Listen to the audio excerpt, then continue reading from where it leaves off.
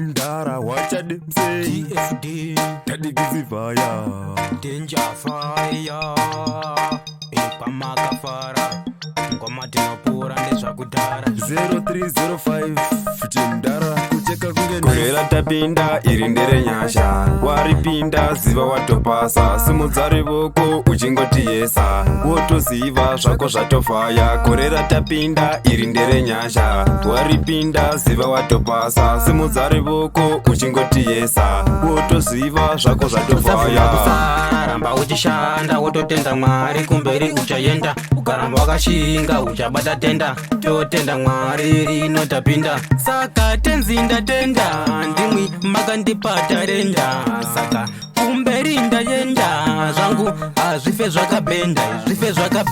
korera tapinda iri ndere nyasha waripinda ziva watopasa simudza rivoko uchingoti yesa wotoziva zvako zvatofaya korera tapinda iri ndere nyasha waripinda ziva watopasa simudza rivoko uchingoti yesa wotoziva zvako zvatofaya vese vachachema avo vane daka vacharadzwa wapfeka supega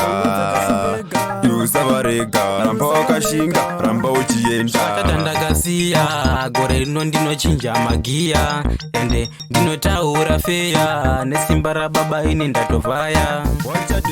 korera tapinda iri ndere nyasha waripinda ziva watopasa simudza rivoko uchingoti yesa wotoziva zvako zvatofaya korera tapinda iri ndere nyasha waripinda ziva watopasa simudza rivoko uchingoti yesa wotoziva zvako zvatofaya ramba uchishanda wototenda Mwari kumberi uchaenda ukaramba wakashinga uchabata tenda totenda Mwari rino tapinda saka tenzinda tenda ndimwi makandipata renda saka kumberi ndayenda zvangu azvife zvakabenda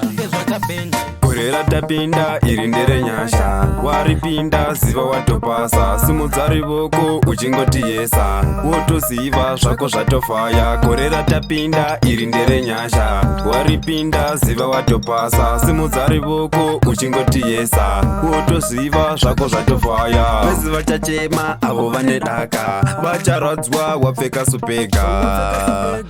usavarega ramba wakashinga ramba uchienda tatandakasiya gore rino ndinochinja magiya ende ndinotaura feya nesimba rababa ine ndatovhaya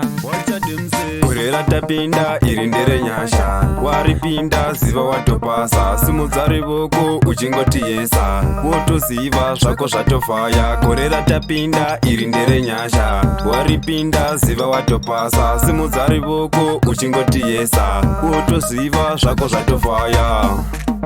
iri ndere nyasha ziva watopasa uchingoti yesa